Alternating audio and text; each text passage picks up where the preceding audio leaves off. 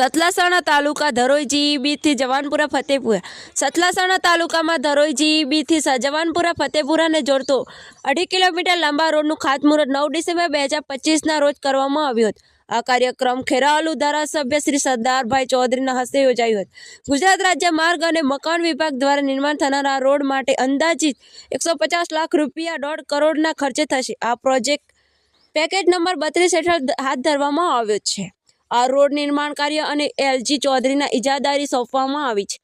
આ માર્ગ ધરોઈ જીઈબીથી જવાનપુરા ફતેપુરા સુધીના વિસ્તારોને જોડશે, જે સ્થાનિક લોકોએ અવરજવર માટે વધુ સારી સુવિધા પૂરી પાડશે.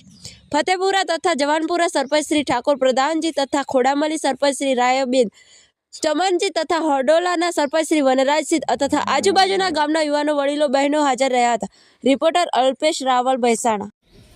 કે સાહેબ રોડ થાય તો અમારે એક તો 20-25 મિનિટનો રસ્તો વચ્ચે ધરોઈ વચ્ચે થઈ જવું પડે છે, તો એક સમય બચી જાય અને 3-4 કિલોમીટર અંતર ઓછું થાય. એમાં આજુબાજુના બધા અહીંથી ઉપરના આગળના બધા જ ગામોને સીધો ફાયદો થાય.